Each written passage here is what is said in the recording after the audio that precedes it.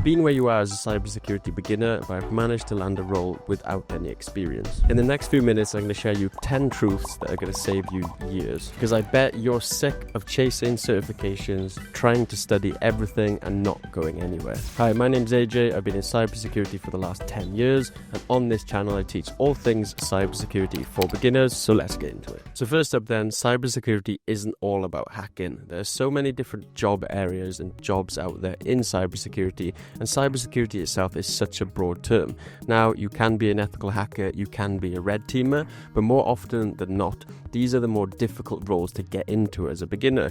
Roles that I would probably think about starting in, and personally where I started was that of a cybersecurity analyst and a security operations center analyst. Maybe you even want to go into a GRC and compliance role, or maybe you even want to be an engineer as well. But still, out of all those roles, I would still recommend going in as a blue team cybersecurity analyst. Like, it's not completely entry level, but it's more entry level compared to many of these other job roles that are in cybersecurity, and I often see it as the easier one for beginners to get into. So before you start thinking about how to hack and how to hack into a company, start thinking about how you can actually defend against these hackers, because ultimately there are actually more blue team defended roles out there and jobs out there than there are red team ethical hacker roles. So point 2 then, you don't need to learn everything when you're actually studying. The focus you want to do is tailor it around a specific job role. So now I recommend the role of a cybersecurity analyst, for example. Start to look through job descriptions for cybersecurity analyst jobs and just focus on learning what they're requiring in there. Because if you try to learn everything, then you're just going to get overwhelmed and you're not actually going to make any progress. So what you want to do is create your own learning plan tailored towards the job of your choice and just study towards that. Just do the theory-based studying, just do your labs each week based around that role, and you're going to eventually become more of an expert in a specific job area, and this is what is going to make you stand out in those interviews. So what I would actually do is go and have a look at the job descriptions, pull out each one of those skills, and each week start learning that skill in depth based around the theory, so starting to understand what it's all about, but actually getting hands-on practical skills by building your own home lab as well in that skill. So let's say it's to set up a SIEM, stands for Security Information Event Management Tool. This is a tool that all cybersecurity analysts are using. Start to understand the theory behind it, how it actually works, but then actually set up your own SIEM at home as well. And I've got videos on this channel which talk you through exactly how to do that. So number 3 then, certifications do help, but they're not going to be your golden ticket. So what I actually see is certifications are great if you're just trying to build a certain fundamentals in a specific job area, for example. So let's say that you're trying to build out your cybersecurity fundamentals. Something like the CompTIA Security Plus is really good, but one thing it doesn't do, it doesn't go in depth into a particular job role. So let's say that you're trying to learn about how to become a cybersecurity analyst.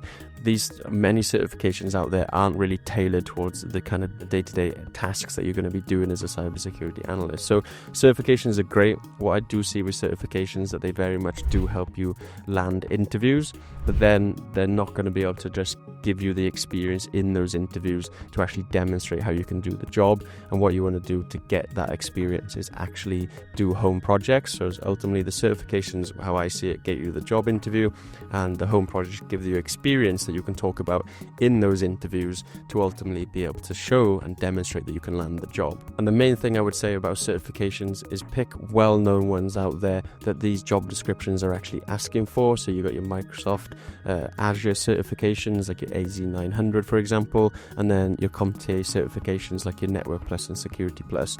Then other certifications, just look at the job description. It literally tells you in the job description what they're looking for, but always remember that certifications are just the start, and then move on to doing your home projects to get the experience. So point 4 then is actually soft skills are hugely important and often overlooked in cybersecurity because everybody assumes that you just need to be really technical. Well, when I started out, I wasn't that technical. I didn't even know what a VPN was when I first started my security operations center job, and you might think that's quite bad, but what I did benefit from was having the soft skills and the people skills that I'd actually picked up from a estate agent job that I was working, where I was on the phone to customers constantly. I felt comfortable speaking with customers, and a big part of the job that I started with was actually having to deal with customers.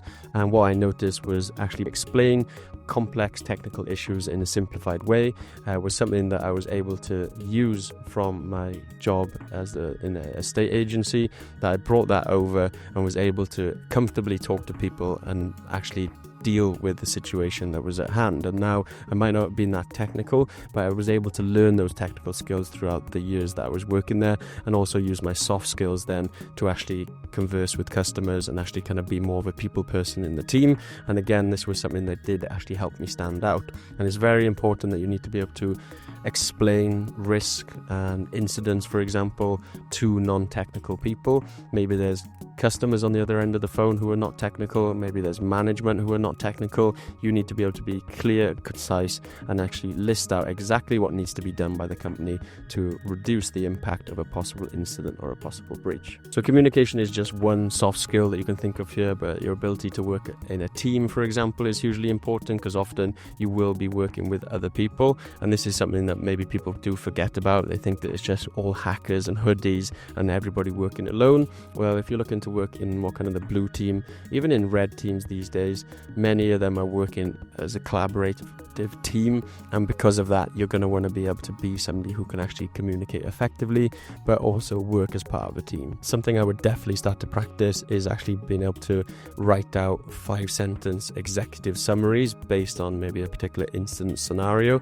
because my main role now is as an incident responder, and one of the biggest skills that I've been able to learn over the last few years is able to provide these clear and actionable summaries to management and to other parts of the company, so they know exactly what's going on and know exactly how we're actually defending the company. So point 5 then, burnout is actually real. It's not something I've particularly suffered. The stress from cybersecurity is something that I do enjoy, but I will say that it can be, especially if you're working in a security operations center, you've got continuous alerts that are coming in, maybe then an incident also triggers at the same time that you may have to manage. There is stress that does come with cybersecurity, and burnout can be real, but you do need to remember to always design for pace. You can't always be sprinting in cybersecurity. You've got to be continuously learning, but you do need to take some time for yourself and stand away from tech and maybe stay away from cybersecurity on your weekends, for example, or after work. If you do feel like you're burning out, then you always want to speak to your management, speak to managers, and just to let them know exactly what's going on. But I will say burnout is not something that I have particularly faced myself, but it is something that I have seen colleagues and others face, and personally myself, I have felt stressful during my cybersecurity role. Of course, I have throughout the years. There's a lot of pressure on a cybersecurity team member. If you make a mistake, it could result in the company getting breached or missing something that could lead to a breach. So there's all these things that you have to take into consideration. But remember, burnout is real. But if you can start to enjoy the stress of cybersecurity, it's going to make it a much better environment for you. And if you can start to enjoy it, it will actually allow you to be able to stand out against other cybersecurity professionals who maybe can't actually deal with the burnout and deal with the pressure. If it's something that you can do, then you're going to look like an employee who actually can stand out and actually deal with the pressure, which is something you're going to be able to need to do. So number 6 then, imposter syndrome is real, and it probably never fully leaves. But I will say one thing: when you join a company, or even if you're learning now as a beginner, try and find a mentor who can help you understand that not knowing everything is fine. You can't know everything, and especially in cybersecurity, it's such a broad industry. The one thing that I learned was what somebody said to me is that if somebody knows something that you don't know, that's all it is that they just know something that you don't know. That's as simple as it is. It doesn't make you stupid, doesn't often make them smarter than you. They just got a piece of information that they know and they can pass on to you. And one thing I will say, find a mentor as soon as you can who can help you feel comfortable in asking questions, because often when you join companies and in cybersecurity, it may be the same in other industries as well, there is often this kind of part of where they kind of gatekeep information. I'm not really sure why people in cybersecurity do this, but try to stay away from those people. Find your mentors, and it will definitely help you kind of resolve the kind of imposter syndrome, which you will no doubt feel when you first started. Like I said, I didn't even know what a VPN was when I first started my first cybersecurity job.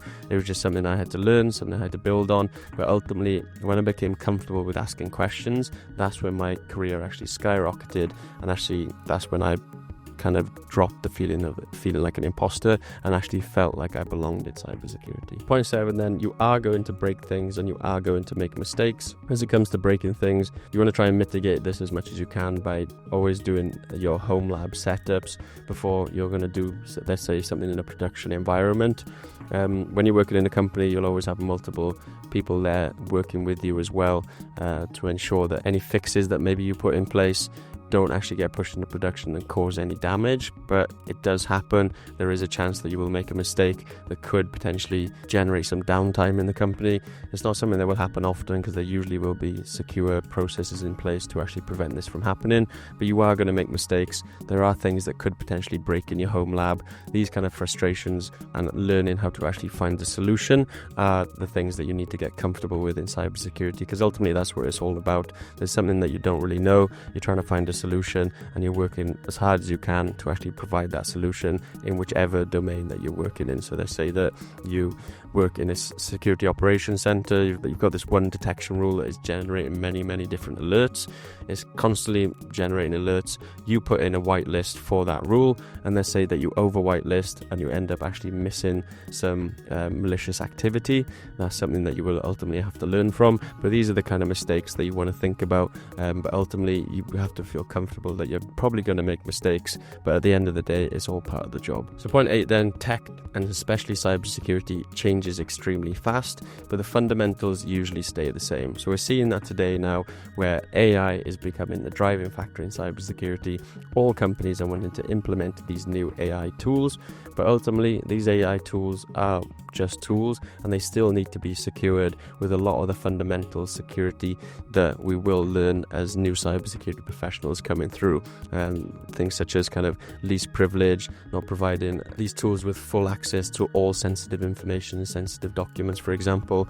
It's very important that you continue to stay up to date, and you want to always understand what is changing in cybersecurity, but you don't want to forget about your fundamentals. So we often see that many of these companies that are introducing these new AI tools maybe don't even have password policies, for example. Maybe they don't even have removed admin privileges from actual employee workstations, for example. So there's a lot where companies you will see try and implement these new tech changes, but the fundamentals are always extremely important. Even things such as two-factor authentication. A company might be I want to implement ChatGPT, but they don't even have two-factor authentication in place across the infrastructure itself. So these are the kind of things that you want to think about, because cybersecurity and tech does change fast, but always think about your fundamentals, and that could be fundamentals in networking, for example, understanding operating systems, understanding login, because often when you understand these fundamentals, it will always outlast many of these new tools and changes that actually come in. Point 9 then, there are many paths in cybersecurity that we've already mentioned. This is probably one of the most important things, I would say. Just pick one. Don't try and learn everything. You can always switch into another role after if that's what you want to do, but pick your path right now. Think about the job that you want to do. If it's the role of a cybersecurity analyst where I started, then that's one that you should focus on. Don't try and be a cloud expert. Don't try and be a red teamer. Don't try and do instant response all at one time. Focus on that one particular pathway. Once you land that one job, then look to upskill into those other higher paying and maybe more sophisticated roles. So let's say you do what I did. I started as a security operations center analyst. I then went on to become a senior cybersecurity analyst, and now I focus more on instant response. So this is a pathway that I went down, and one thing I would always recommend, and I do recommend to everybody that's trying to get into cybersecurity as a beginner, pick one job. As long as you pick that one job, the main thing, are there jobs available that you can apply for? If there are jobs available in this domain, that's the job that you want to pick. And point 10 then, is okay to be a beginner. It's actually one of the best things, that it can be a superpower to be a beginner, because ultimately you can just ask as many questions as you want to start to understand and start to learn much faster. And often when people have experience, they get to the point where they don't want to ask any questions because they don't want to look stupid. But Anyone with experience, anyone with a beginner who asks questions will always develop much faster than somebody who is scared of asking questions or is worried about looking stupid. Like I said, when I started asking questions to mentors that I had, and they were very, very good and explained everything to me. They were able to explain it in simple terms, didn't make me feel stupid. They honestly just were able to see that I was somebody that was eager to learn and eager to help out in the team, so they were eager to also help me as well. And the worst thing you can do is try and compare where you currently are to somebody who, say, has got 5 years worth of experience. They've been in cybersecurity for 5 years. There's clearly a reason why they've got the information and knowledge that you don't have. The best thing you can do is look and find someone and hope that person with 5 years of experience is willing to help others. Many people out there are some people who will, like I say, gatekeep information. Stay away from those people. Find the mentor who's willing to help you and just ask as many questions as you can, because ultimately this is the best way to grow in cybersecurity. So to conclude then, you now know the 10 things I wish I knew before starting in cybersecurity 10 years ago. And now if you want to know more about my exact roadmap and step-by-step of how I actually got into cybersecurity all those years ago, I recommend you go and watch this video next. I want to say thank you for watching. I'll see you over there.